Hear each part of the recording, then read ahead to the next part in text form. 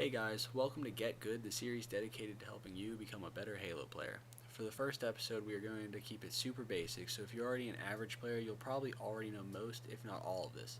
Later episodes will go into more advanced things like setups, communication, spawn control, and more, but for now we're going to talk about strafing, thruster, and some cool things that you can try to learn on your own. Let's get started.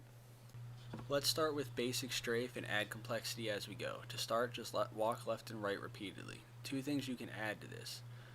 The first is strafes of different lengths, like so.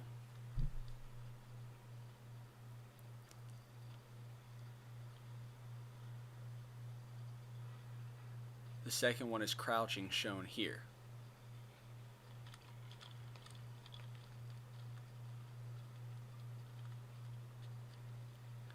Now let's combine the two to create a complex, unpredictable strafe and throw in a thrust for good measure.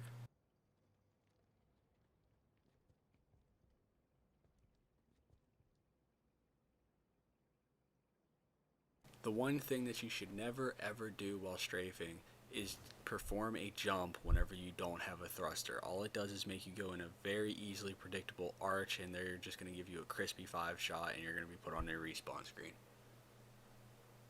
We are going to talk about something super important right now, saving your thrust. A lot of people use thruster to get to a location faster, which can sometimes be better depending on the situation, but most of the time it is just going to get you into a fight with a guy that is at a distinct advantage because he has a thrust use and you don't, especially if he knows how to thrust cancel like my friend Cal's in this clip. Now if I hadn't used my thruster to get to top middle, I would have had it available for the fight and the outcome could have been entirely different. Now we are going to hop into Cal's POV of that fight to go over thrust canceling, which is a technique where you time your thrust so that it replaces the recovery frames in between pistol shots. The time between shots and the time the thrust doesn't allow you to shoot are so similar that it barely affects the time to kill of the pistol. To do it, just hit thrust as soon as you fire, then spam the trigger to shoot as soon as possible from the thrust. Basically, this gives you all of the benefits of using the thrust during your strafe without any of the negative effects because of the time to kill not being changed. Now let's go over the pro jump.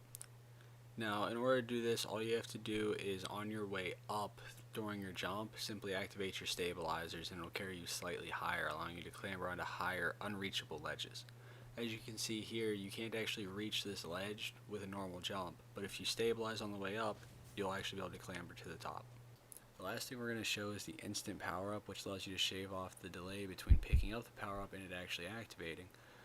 This is really useful to prevent yourself from burning the power up and overall just letting you get back into the action faster.